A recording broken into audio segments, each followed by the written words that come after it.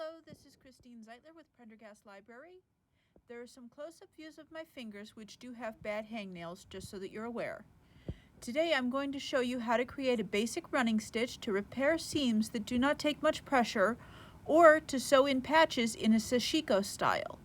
To learn more about Sashiko embroidery, check out a book from the library or an online video. The fabric that I'm going to be working with is jean fabric. We are going to start with the jean fabric. One side is much darker and the other side is much lighter. The darker side is considered the right side and the lighter side is considered the wrong side. This is the darker side, which is the right side, and in a moment you will see the lighter side.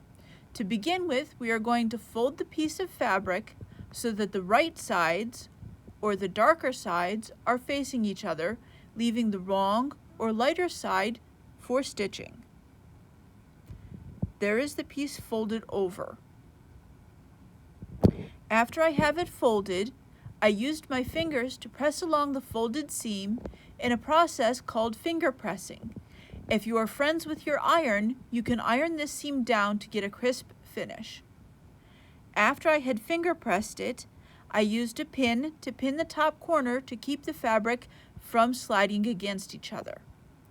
Next, the needle needs to be threaded. To accomplish this, you can fold the thread in half and try to put the needle onto the thread. This does take practice and some patience. I have found that holding very close to the loop of thread helps to keep it steady while trying to thread the needle. Once you have threaded your needle, you will have pulled a shorter length of thread through the eye, about 5 inches or so, and left a longer working tail. To make a quick quilter's knot, you will need to take the long working tail and lay it with the cut end facing the eye of your needle. Then you wrap the uncut end around your needle 4 or 5 times. Gripping the wraps tightly, slide the wraps all the way down your needle, over the eye, and down the length of thread, towards the length of working thread until a knot forms. This is the wraps that you will grip and slide it all the way down the needle shaft, the eye, and down the thread. This forms a quick knot.